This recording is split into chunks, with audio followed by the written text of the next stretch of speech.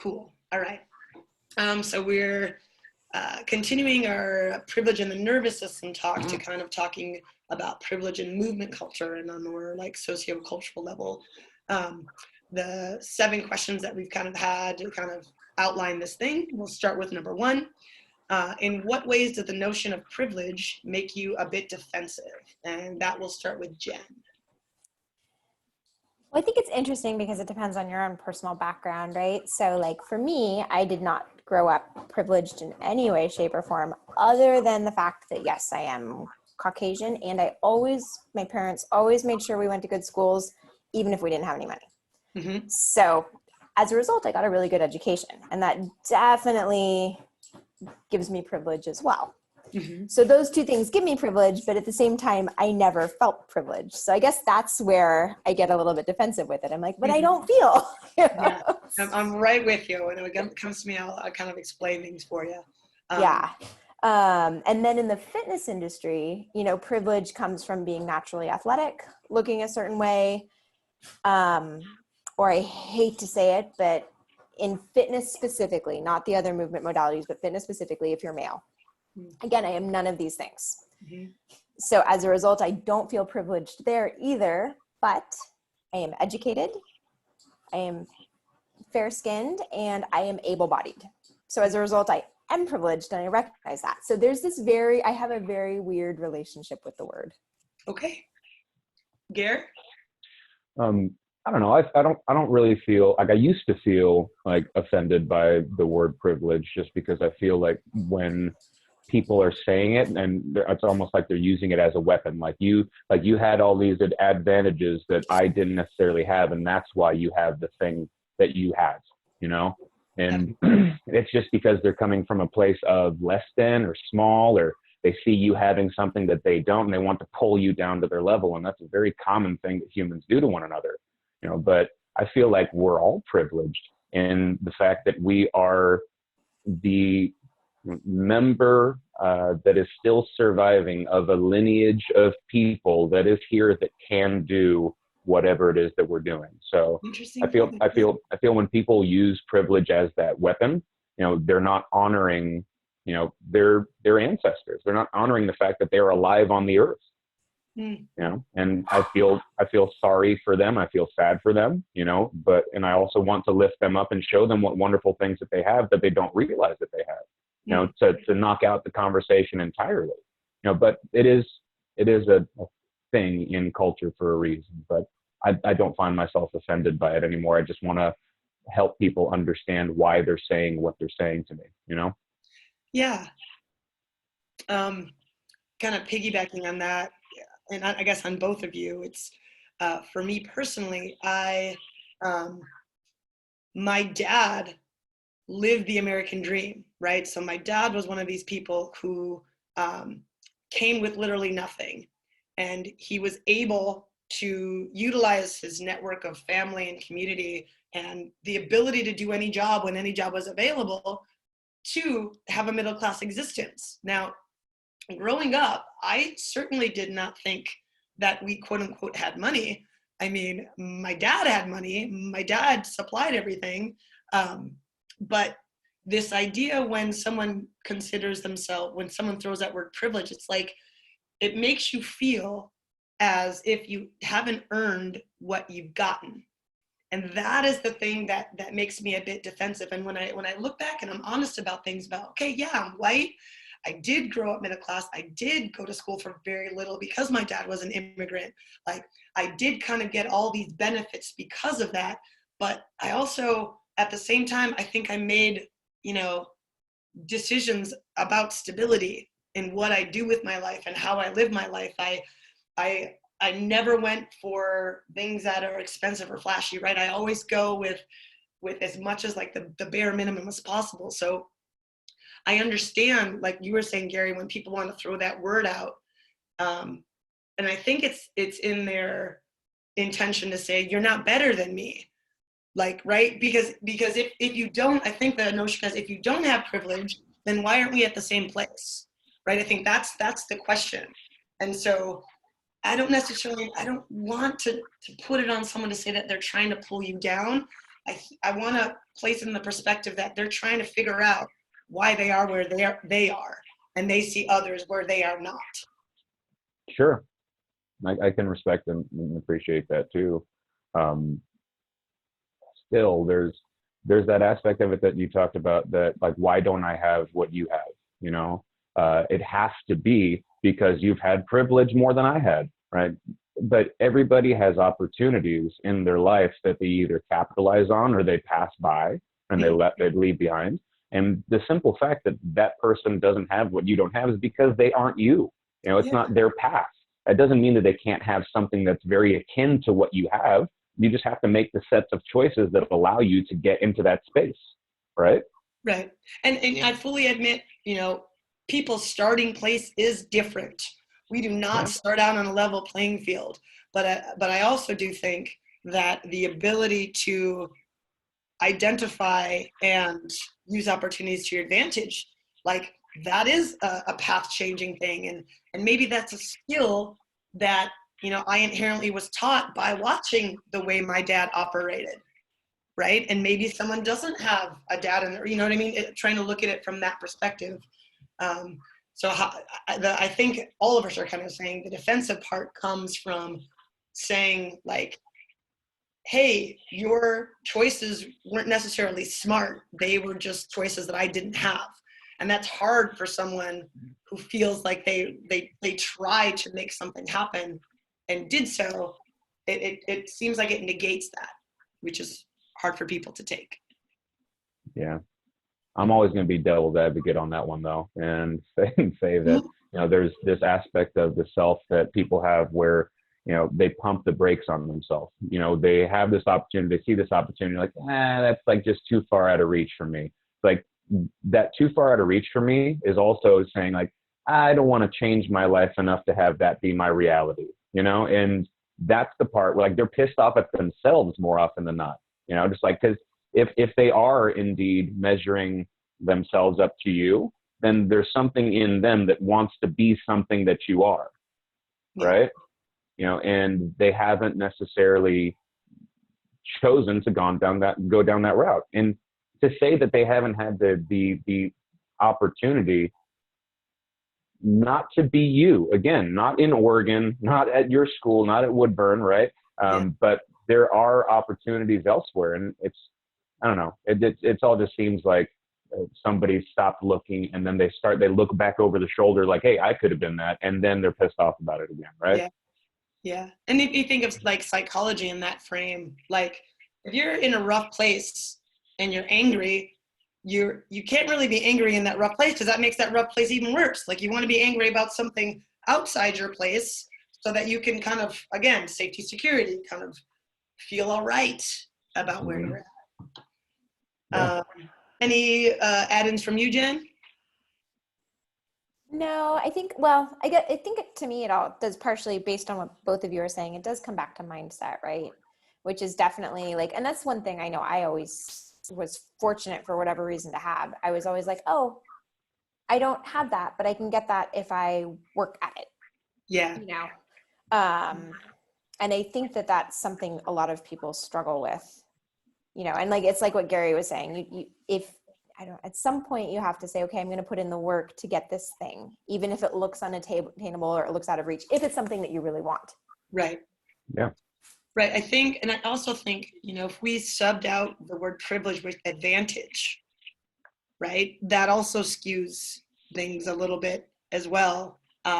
Because nobody with this culture of working hard and like, that like the American dream that I lived and I had to buy it because I saw it and I lived it. That idea of working hard, it assumes that the people who got stuff worked hard, and assumes that people who didn't. And I think the general consensus, hopefully by all, is that people have to work a lot differently in a lot different spaces. And I think that's a non-negotiable. So let's push to number 2. Gary, you'll start with this one. What forms of privilege do you agree you have likely swung things in your favor? Gosh, I'm also the first generation here on both sides of my family, so both sides of immigrants. my father came from England, my mother came from Cuba, and my father not in like a traumatic way, but my mother and my Cuban family came to the United States in a very traumatic fashion. But that wasn't the privilege and opportunity, but the place where I, was able to grow up by my mother working hard, full-time job with 4 kids, my aunt and my grandma taking care of us when we were growing up, like working hard to get to a place where I can do what I do now, where I can be in this relatively affluent area and teach swimming and teach movement. And the area has a resource to support me. And I feel like I'm a piece of the community. And that is a privilege that I have been granted by virtue of everybody before me working to place me where I am now. So I honor them for where I am and what I get to do daily. Okay. Jen? I would say that I am similar in that, again, I was given the opportunity to go to really good schools. I had a very good college education. And then through, I guess you could call it, again, because of where I was at with college, that was definitely a privilege. I was at UC Davis. By the choices I made to work 4 jobs my senior year and to have 3 of them being fitness, I was given the opportunity to come to where I am now by being offered a full-time job. And that's definitely all. I mean, you can call it luck, you can call it whatever you want, but it was definitely a form of privilege. And that path set me on this. So I'm very, very grateful for all of that. I like with Gary, living in an affluent area, being able to do what I love, being part of a community.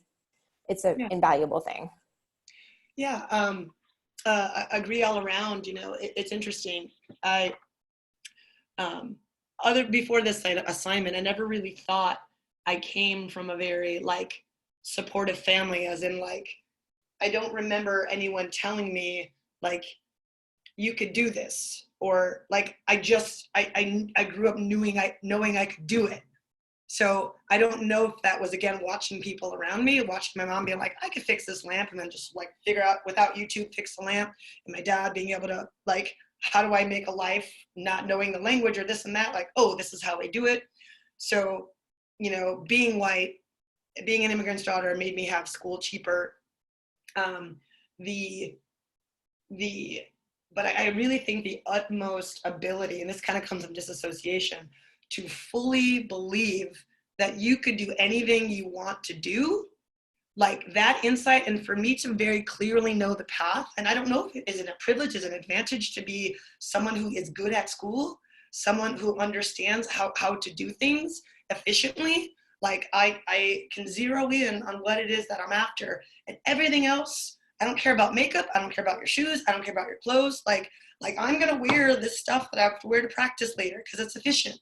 And I'm gonna go to school, and school's gonna get me out of my house. And then once I'm out of my house, I'm out of here. Everything was so clear in my mind and what I had to do to get out of that place to do my own thing on my own. So I don't know if that's an advantage or a privilege, but I learned that somewhere. I wasn't ordained with this. So I think in similar ways, the way that we are raised and whom we are raised with shows us how to be or absolutely how not to be. I don't want that. So all these behaviors, nope, I have to do the opposite. I got really good at doing the opposite. So. Yeah, I think you hit the nail on the head in a very specific way about being able to choose this path. You were hungry. That's something that I definitely see in you regularly. There's this fire that's within you. But again, if your family structure isn't one that supports you, and you have all of these instances of trauma that you let repeat this cycle of stress and lacking focus and jumping this way and grasping at this thing and grasping at this thing without ever actually bringing anything to fruition, then you're going to struggle. And then there are certain things that'll come into your life that you latch onto that are sources of opportunity or love or nurturing or whatever that people get through life with.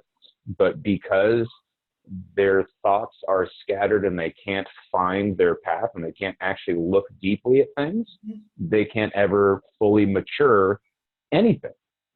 Yeah, and I think maybe something that we've touched on, but like it's such a natural in our life that we don't necessarily realize that it's unnatural for others, is that I always had the bottom two levels of that Maslow's pyramid covered. It didn't matter what kind of like argument or whatever was happening. I was gonna eat. I was gonna have my room. Like that was never what's gonna happen. It was like you are always gonna have these needs covered, like period. And I think that absolutely is a privilege, because when those are covered, you can climb the ladder, right? You can move upwards. Yeah, you have some foundation. Yeah. Right.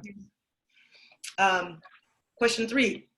How did you enter your circle of movement culture, and how might have privilege influenced your means of getting there? I'll start with me. I haven't started yet. I grew up in athletics and sports, which were not as it is now. It wasn't many professional athletes. It was like church league, and like you go to school, and I could, if I go to practice and play this game, that means I'm out of my house more. Perfect. Like this is exactly what I'm going to do. So athletics was, but I don't consider sports and athletics movement culture, because it's too systematic for it to be this kind of outskirts. My entry was rehab when I got injured, and when the professionals were like, "You're good," and I was like, "But no, I'm not good. I can do barely anything that I used to be able to do." And it was just kind of like, "No, like you're set." So it was that disconnect before the people in charge, the professionals who I was supposed to trust, telling me that you're fine, and me being like, "I'm not fine." So me not feeling that I'm fine shifted me to figure things out on my own. And I think that's what the origin of movement culture was, doing your own thing in your own way. And it might have strayed from that way. And now that it's a thing, everybody wants to do things the same way as the gurus do it. But that's where my entrance was like, all right, it's up to you. Take your own path. Gary, if you want to follow up. My path towards movement, I'm going to go the long route on this one. But my mother, as like immigrant families, like I feel like they always tell you that you're going to be a doctor, and like I was the kid in the family that they like doubled down on as far as like school is concerned, because I was always good at school. My first day of school, my mother always tells me this, like that I was like crying on my first day of school, and she's like, "What are you crying?" It's like I told her like I can't go to school, I don't know anything, and that moment kind of they pushed me towards this route of you're going to be a doctor. So I did well in sciences, and I really honed in on anatomy. And then after that in college, or not in college, but when I was finishing up high school, I met my wife, and she was a swimmer and water polo player. And I didn't swim, I didn't play polo, I didn't do any aquatic sports until I met her. And I was so captivated by her and in awe of her prowess that it bled into my life. And then I got lifeguard certified so we could try to start teaching at the same swim school. She got hired at the swim school. I didn't get hired at the swim school, so I went park and rec. But then they eventually took me back at the end of the summer because they were needing. And then my career as a movement educator just took off. So I got into the practice of teaching humans of all ages to swim, getting them to organize their bodies, then pursued a degree in kinesiology, and then followed that with after I graduated, I started working in physical therapy. So then I knew I wanted to be somebody who helped others because I was groomed to be that person. And physical therapy was the thing that seemed like the thing that would satisfy that most. And then after about 8 years of working in physical therapy, I realized that wasn't the case, and branched off into the movement education that I do now. Okay. Jen? My route was a little bit circuitous as well, but to make it on the shorter side, after realizing my initial career plans weren't going to work out, I kept taking science classes in college, even though I was not necessarily good at them or talented at them, and ended up with a degree in exercise physiology. And just sort of by chance, I was offered a full-time personal training position. And I'd done a bunch of things to ensure that I would be in the fitness field in some way.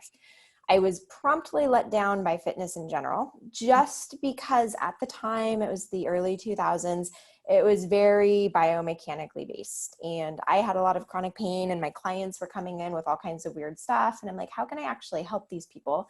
And I feel like there's more than what's being offered to me. So I got into yoga. Yoga let me down very quickly as well, though I stuck with it for a long time. But I kept searching. Yes. I stick with things while I'm searching for the answers. Mm-hmm. I kept searching. And after going back to graduate school, I fell in love with motor control and psychology, which had been an interest of mine in college as well. I did a lot of neurology and behavioral sciences. And that sort of sparked that, and then being exposed to certain things on the web, like seeing some movers start to move, because that was just starting to happen. That was like 2010. I'm like, okay, these people move in a way that I know is possible. So how can I get that? And that is how I sort of, between my education, my own personal like search and education, and then just kind of watching people, is like, how can I get what they have? And that's what led me down this sort of path. Yeah, it seems other than like mindset and timing is a big thing. Yeah. The other is like how we are able to work in this field, you know, again, advantage, opportunity. I know for myself, I was in pain in the injury, and I was seeing this chiropractor, and I'm on the table, and this chiropractor is like, you know what? I'm telling him what I'm doing to try to like get to where I was. He's like, you know what? You should work for me. And like, I'm on the table, and I like turn around, and I was like, really? He was like, yeah, and I was like, all right. Again, this up being like, I think I could do this, that mentality. The next day he like emails me his credit card. He emails me his credit card info and was like, get what you need. And I was like, okay. And that's how it started, like, just like that. So again, when we talk about privilege, I don't know if it's privilege or advantage that this person was in my life. The timing was there, but constant as I said, yes, I think I could do it. If I don't, I'll be honest there too, but I think I can figure it out, which tends to be like a circular theme here. Number 4, everyone here was in the last chat, yeah? Okay, so I remember when Dara was talking about the privilege of disassociation, it really struck me, and it's something I've thought about since. I'm not sure, did it hit both of you the same? And if so, what did you kind of apply that to? If I start with Gary.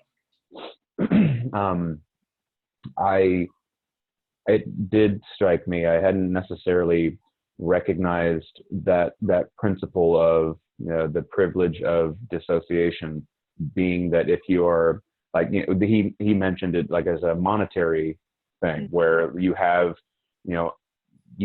the ability to not look at terrible things, to not look at, or not even just not look at terrible things, but to not pay attention to certain things that exist in the world.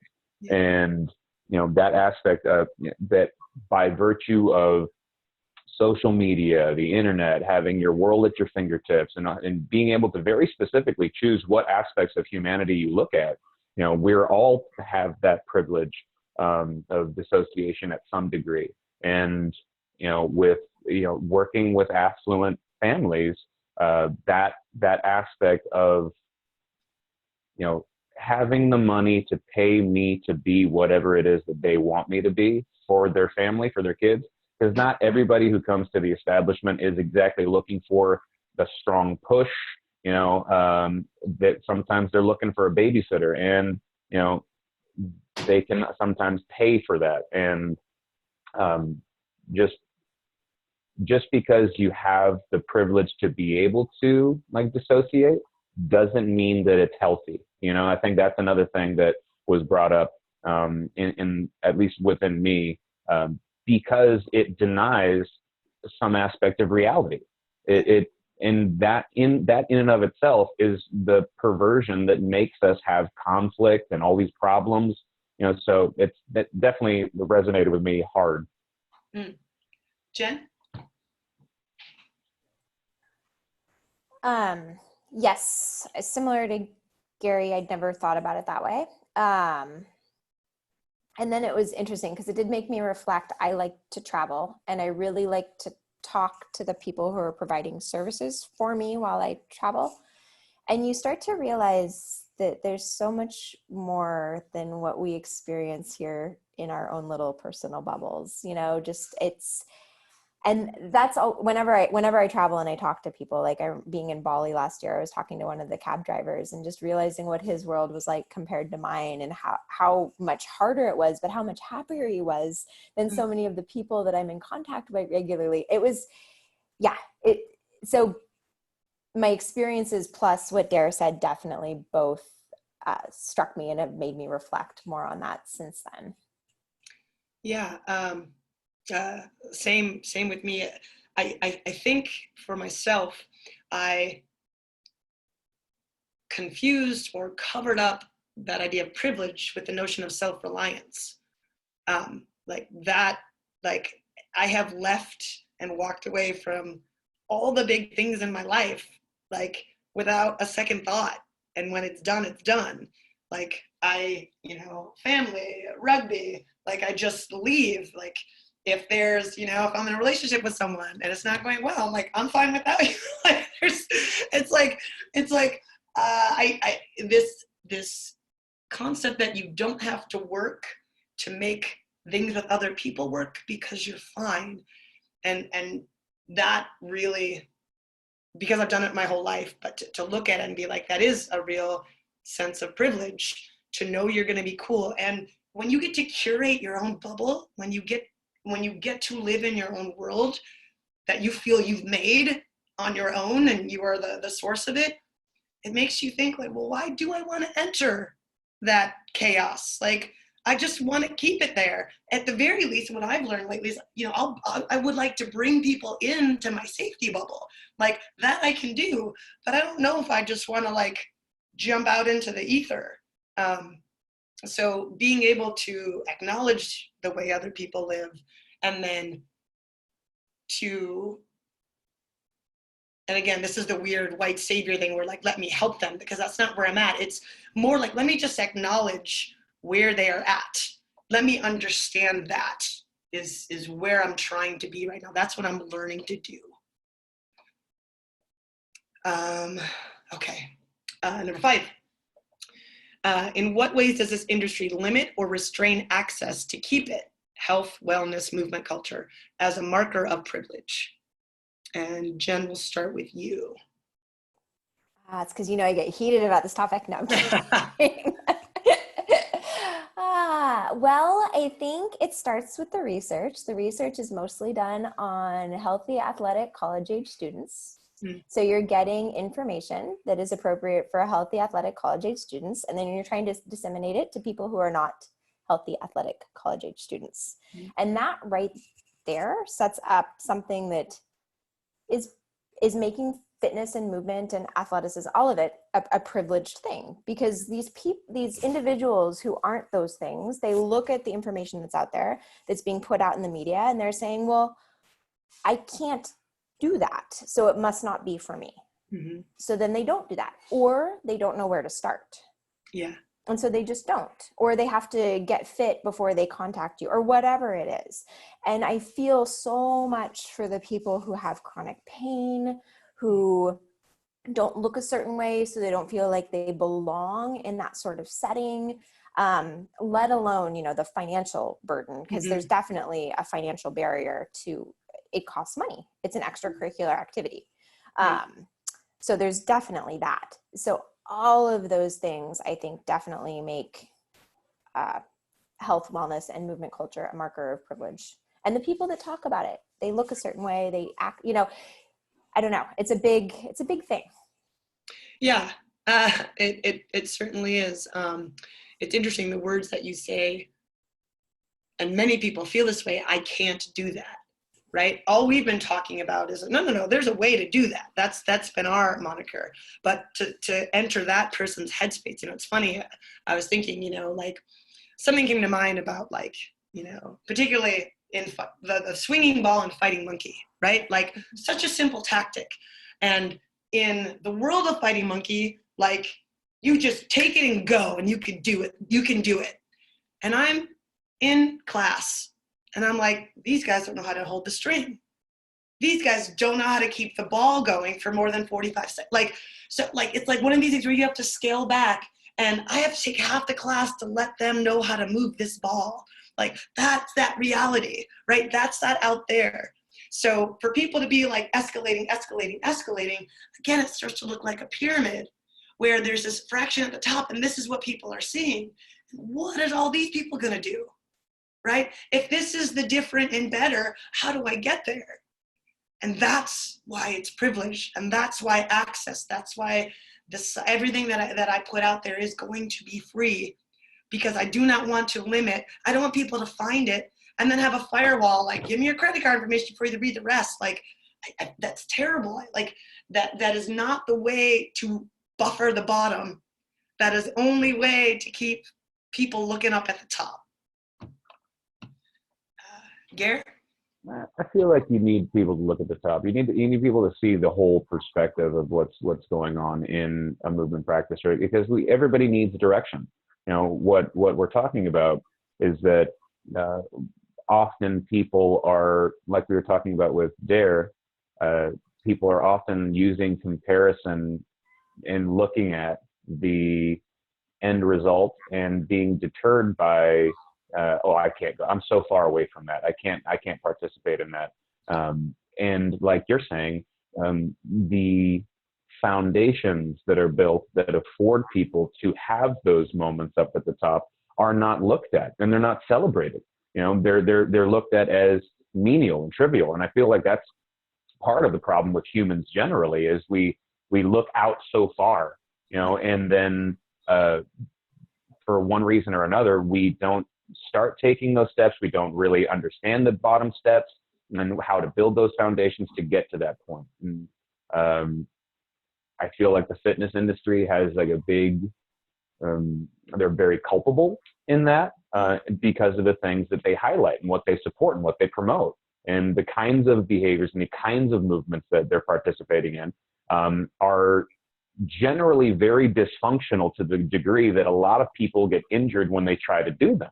You know, and I think the main problem is that humans don't really understand what their body is capable of and what their body does.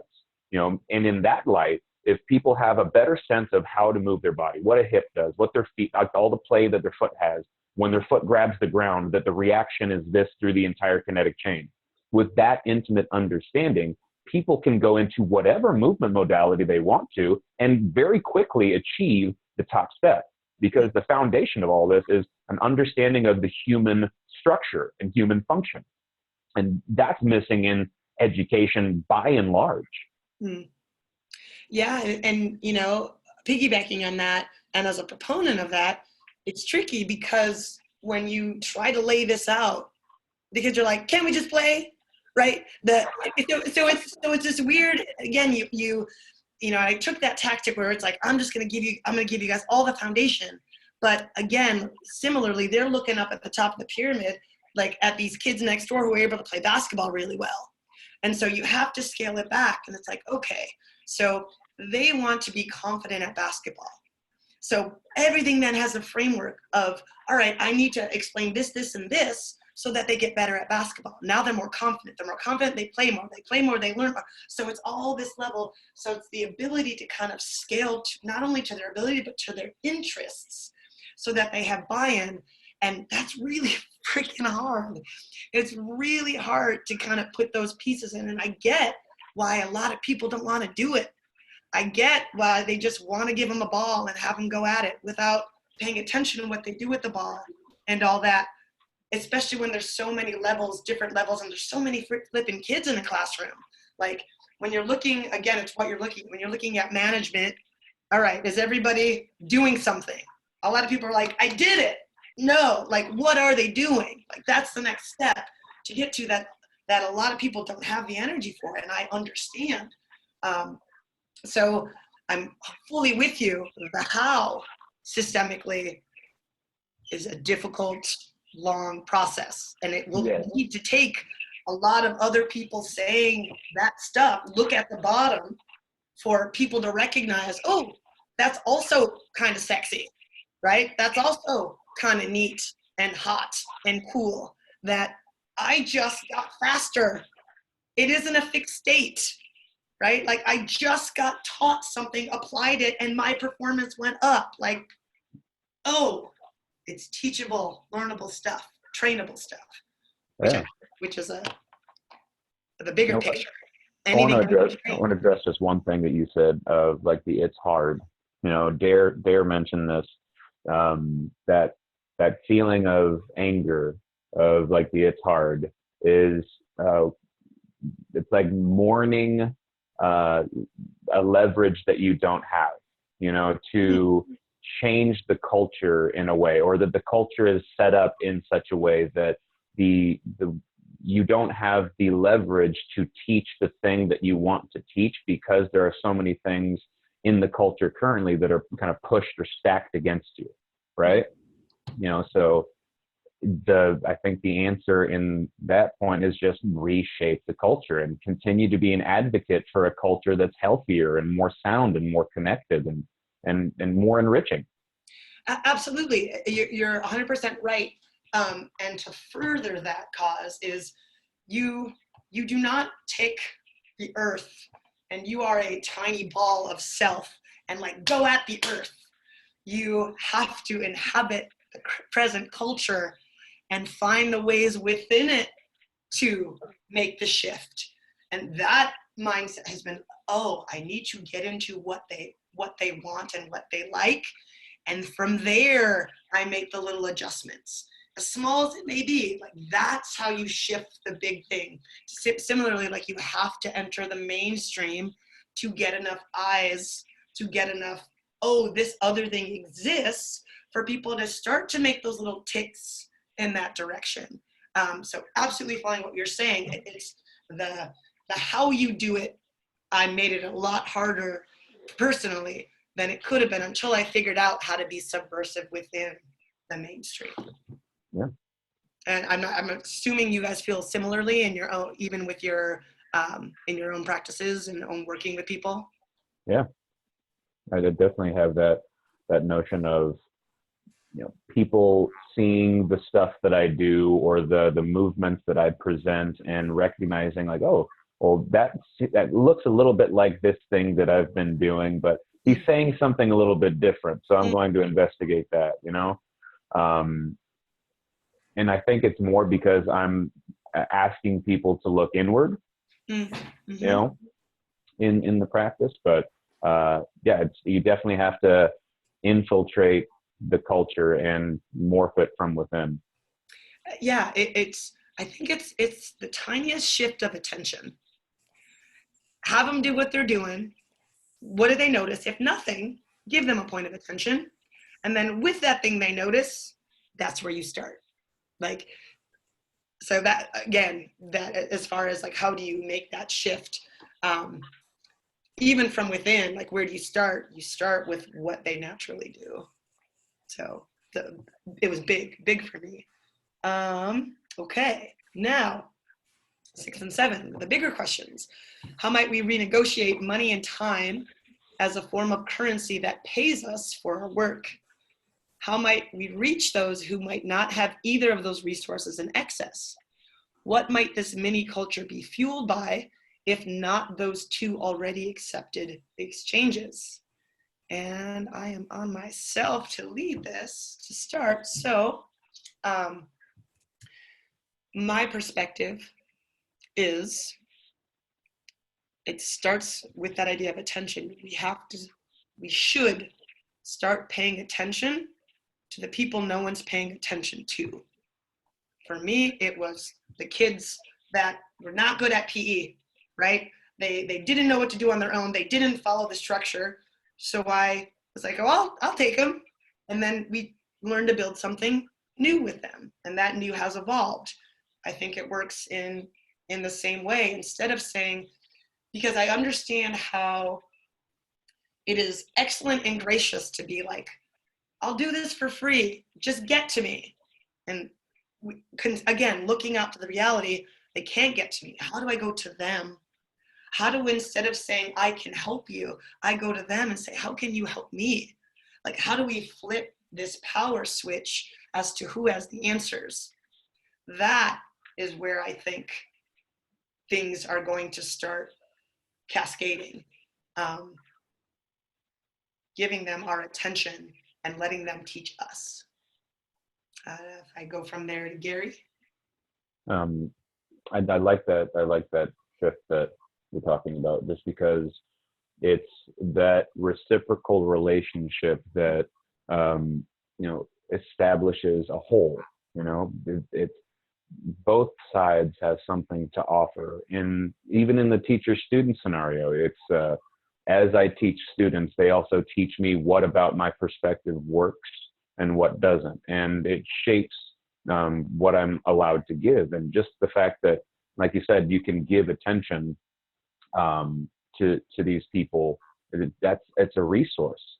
But the renegotiation of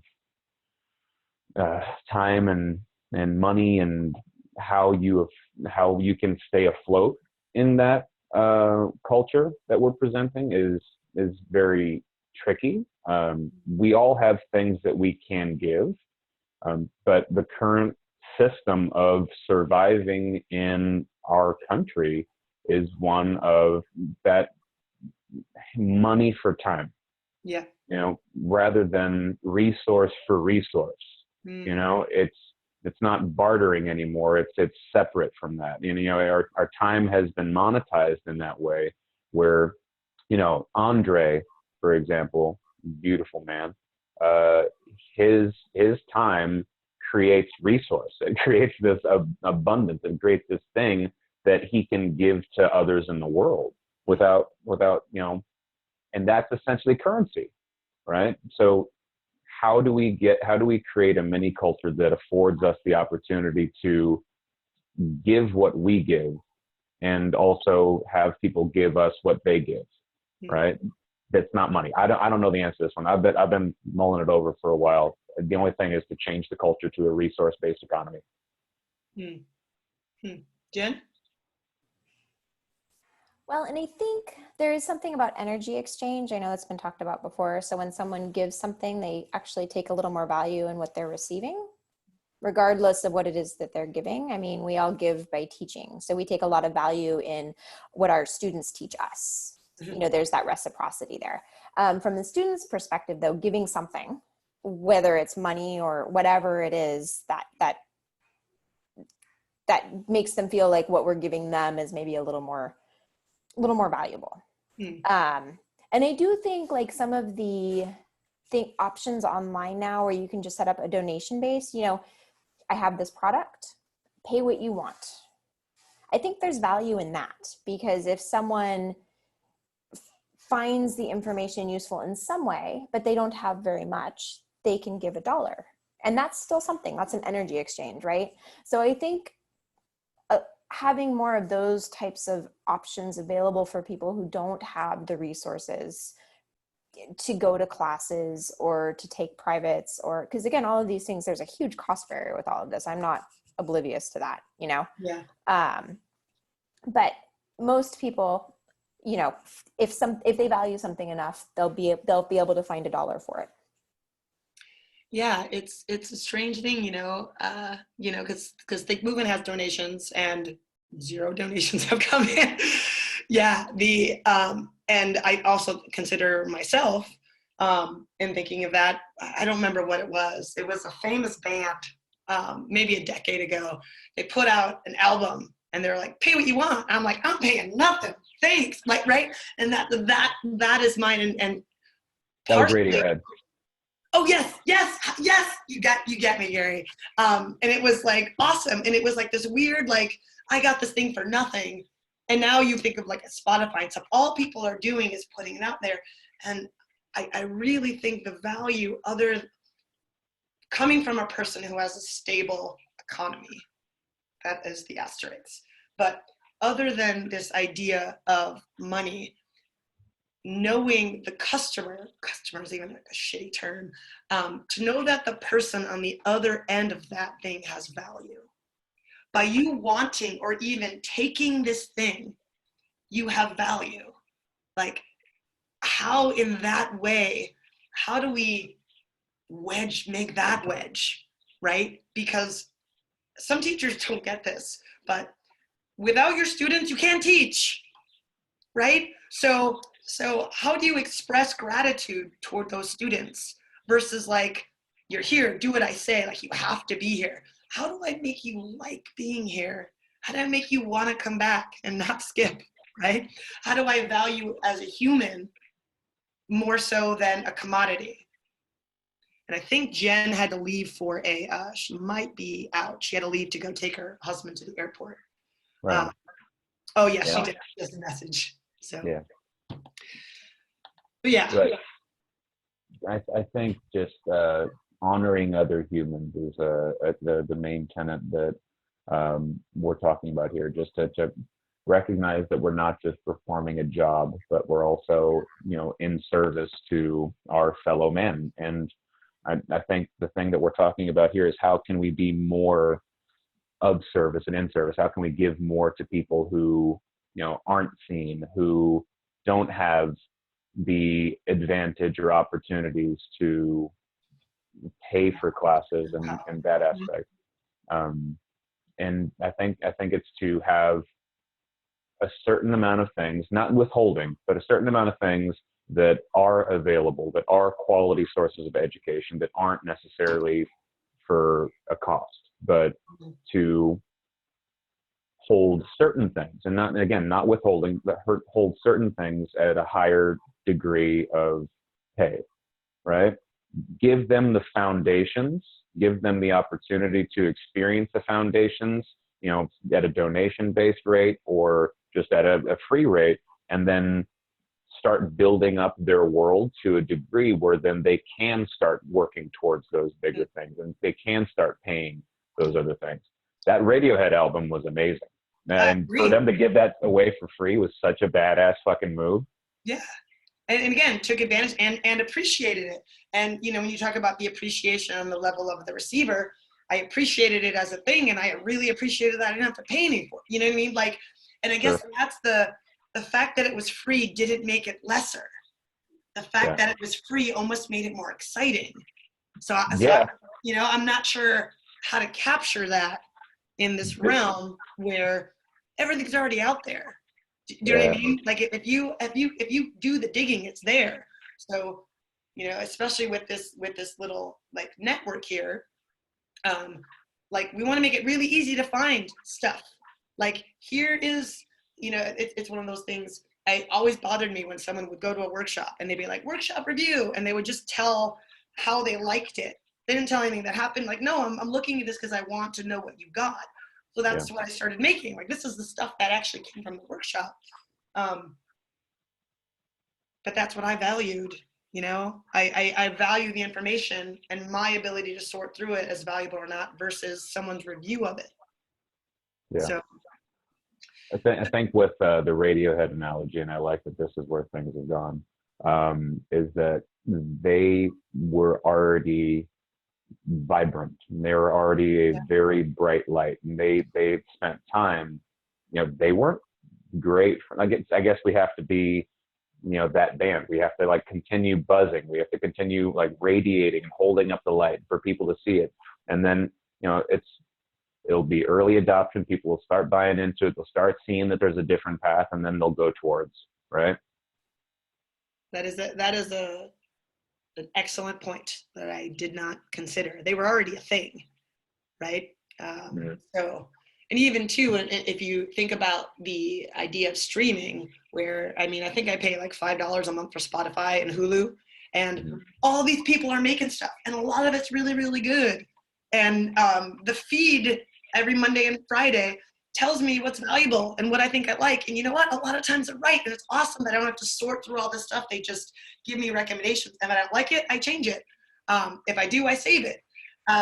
So it's this weird dichotomy of, what I used to do, which was like print out things and put them in a binder. Early internet, when you're like, I don't know if I'm going to find this again. Let's move to number 7 here. How can we do a better job of creating and promoting a community where all are welcome and have something to offer, which is kind of this nice circular ending here. I'll let you take the reign on this first one. How do we create a community where all have something to offer? And are welcome, yeah. And are welcome. I feel we kind of already touched on it a tiny bit, is just to say that this is an open space, invite all people. You don't have to have any of these prerequisites, before getting into it, but I can meet you on whatever level you're on, and I am happy to be and teach on that level with you. And just acceptance and the abandonment of prerequisites, I guess. Yeah, and I think to really encourage wherever people are at. I really enjoy that when I look through the list of contributors, there's some really big names right next to people I would have never heard of and wouldn't have and they're side by side. It's an equal tier. These guys might have made more stuff, but these guys, they're held at the same accord. So this idea that I value your perspective wherever it's at, I don't care how many followers you have, like if you have something to share, it'll go up on the same board as everybody else. So I think we're on the right track there. And I'm slowly starting to get more and more folks being like, I also have something to say. And maybe that's the other thing about privilege, is to give it the time to organically develop, right? To not say it must, like, again, like, I'm going to be okay either way. Like, I can keep infusing this thing because I have this steady other. This is like my side project. And it can be because everything in my else's life is stable. So when we talk about how do we give away the excess, I hope I'm really trying to live and embody that in, like, I have more than I need in so many areas. So how can I give you some? Yeah, with like what I've been doing with my Tuesdays, I've been giving away my 6 p.m. time slot, and part of me was apprehensive about offering my time for free, because then there's that diminishing representation of what value is, right? I understand outright that my perspective is valuable because I see how it helps others. And I've been offering people the opportunity. They've been taking me up on it, and I calculated it out. Amongst my waking hours, it's 0.8% of my waking life that I'm giving away to others. And to really kind of take inventory of like that, I'm not necessarily coming from a place of scarcity. Like, I want more, right? But currently I have an opportunity to give a bit, and I think that's what we're really talking about, is to take away from this capitalist, monetary exchange. There are some things that should be given, and I think you're doing a fantastic job of doing that with Thinkmovement, while also really bolstering up the foundation and the breadth and depth that is movement culture currently. And it's not something that must do anything. It's something that will do essentially everything. Yeah, that's that's such a neat, and it all circles back to, like, I think it's good and I'm just gonna keep doing it. And when I need to adjust, I'll adjust, and I'm just gonna let it be what it is. Which is a sweet ending, but I want to ask one question because I'm curious about you. Sure. Are your free session people different than your pay session people? Oh my God. They are currently, and just that my pay session people I'm far more comfortable with them. They're almost like an extension of family in a way, that like we support each other in the relationship that we have, because they support the way I teach. They honor the way I teach, and they really appreciate what I have to give them. You fit. That's why you have them. Yeah. And, I don't think I can't fit with these other people, but the other people the people who've been coming to me for the most part have been very scared, of themselves and of their bodies, and they have pains that they don't understand. And they're coming from this place of unknowingness and just this disconnection from themselves at varying degrees, because some of them are that way. Most of them are that way, but some of them are people who have like known me for a while and they already know what I'm about. So less of that scaredness, but more of that wanting to grow. And I feel like the bulk of them have been in that place where they need change and they want something different. And I've been really happy to be able to afford them that opportunity for the most part. Do you feel like you're starting that unraveling? For a bunch of them, yes. One of them was a doozy, so no. But I peeled the first layer. Mm-hmm. I still got some room to grow on that one. But again, help at whatever level you can help when you can without, sacrificing self. Those healthy boundaries are there for a reason. Yes, Yeah. absolutely. Sir, 11:01. We did an excellent job. Always a pleasure chatting with you. We'll be in touch soon, sir. Be safe. Keep the toilet paper. I got napkins. I'll send you some napkins, man. You need it.